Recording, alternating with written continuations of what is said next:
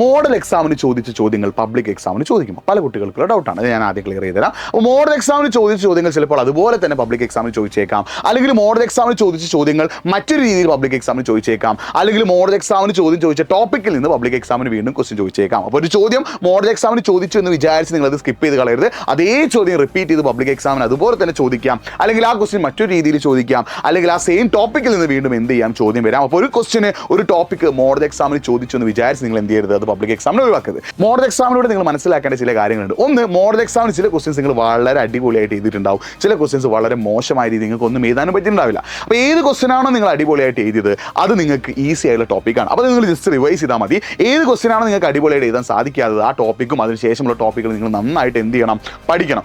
Model exam എഴുതി കഴിഞ്ഞപ്പോൾ നിങ്ങൾക്ക് ചില കാര്യങ്ങൾ മനസ്സിലായിട്ടുണ്ടാവും, നിങ്ങൾക്ക് ചില തെറ്റുകൾ പറ്റിപ്പോയി, ചില ചാപ്റ്റേഴ്സ് നിങ്ങൾ വേണ്ട ഇമ്പോർട്ടൻസ് കൊടുത്തില്ല, ചില ചാപ്റ്റേഴ്സ് ഒന്നും നന്നായിട്ട് പഠിച്ചില്ല, നന്നായിട്ട് ശ്രദ്ധിച്ചില്ല, നന്നായിട്ട് കോൺസെൻട്രേഷൻ കൂടി പഠിച്ചില്ല, അങ്ങനത്തെ ഒരുപാട് മിസ്റ്റേക്കുകൾ ഉണ്ട് നിങ്ങൾക്ക് മനസ്സിലായിട്ടുണ്ടാവും. ആ മിസ്റ്റേക്കുകളൊക്കെ തിരുത്തി അവസാനമായിട്ട് ഒന്നുകൂടി പരിശ്രമിക്കാനുള്ള അവസരമാണ് പബ്ലിക് എക്സാം. അപ്പോൾ പബ്ലിക് എക്സാം നിങ്ങൾ മോഡൽ എക്സാമിന് വരുത്തിയ മിസ്റ്റേക്കുകളൊന്നും ആവർത്തിക്കരുത്. അപ്പോൾ എല്ലാവരും മോഡൽ എക്സാമിന് വരുത്തിയ മിസ്റ്റേക്കുകളൊക്കെ ഒഴിവാക്കിയിട്ട് നല്ല രീതിയിൽ പബ്ലിക് എക്സാമിന് വേണ്ടി പഠിക്കുക. എല്ലാവർക്കും പബ്ലിക് എക്സാം ഈസി ആവട്ടെ. All the best.